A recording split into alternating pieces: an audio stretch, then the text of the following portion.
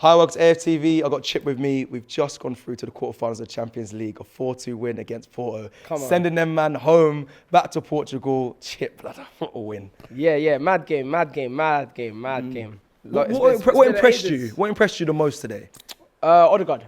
Yeah. Odegaard really impressed me today. I feel like his press game off the ball was as important as the key moves he made on the ball.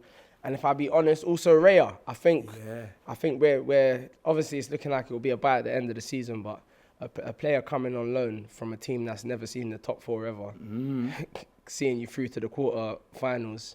That's massive still. It's massive, man. So you got to give credit where due. Do you get what I'm saying? Ramsdale put in some big saves the other day, made a one stinker move, but overall, even seeing them hug it out, like it looked genuine when him and Ramsdale hugged each other at the end of the match, and I like to see that because players coming on loan, like I'm saying, I think Arteta I was a bit shaky on the decision at first, but quarters of the Champions League, mate, can't complain. Can't complain. So, yeah, that's what impressed me today. Cool. You say, you saw the players say they never run out of energy like you don't run out of bars, shall we say. Come but on, how far can Arsenal go in this competition? Because I'll be real, there's still the Cities, the Real Madrids, the Bayerns, and we made hard work of Porto, but do you still believe they can go on and get it over the line?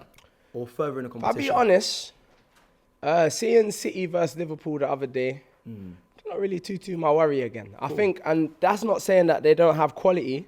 I just think coming off the back of doing the treble, it's hard to keep a level of hunger about you. I just don't see them having the same hunger that we would have, or even Liverpool would have right now, for instance. You get what I'm saying? And to be fair, we put Liverpool in a spliff in it, and then them and City drew. Not that it always works out like that in football, but it's just a comfortable confidence cushion for the boys. I'm more, if I be honest, the last legs of the Champions League, I can't say I'm necessarily thinking about teams. I'm thinking about individual players and them key players that can just win you big games. You get what I'm saying? So my mind is on Jude Bellingham.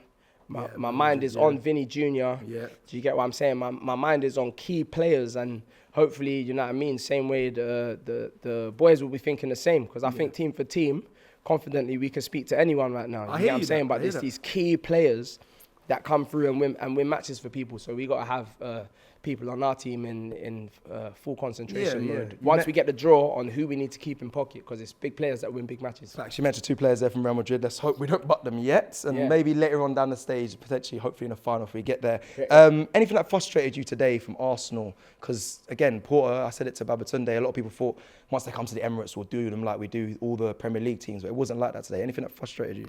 If I be honest, I don't think it was Bukayo Saka's best game, but I'm not a person that sees a man have one game that's not your best and then just start saying bare stuff. Do you get what I'm saying? I think he's a person that is strong enough to take constructive criticism from people. I think his penalty was absolutely astonishing.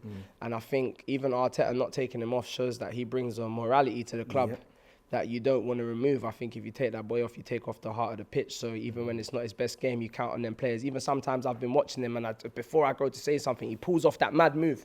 And that is the difference between, the stars of the game and necessarily the people that help the stars to shine. You get what I'm saying? So it was a bit frustrating seeing Saka not in his full bag for me today. But like I'm saying, I'm still team Bukayo Saka, and I think he's one of the greatest players of this generation. 100%. You mentioned that you don't, get on them after one bad game. You're a fan of Kai Havertz. He took a great penalty today as well. Yeah. Even we was talking about it off camera.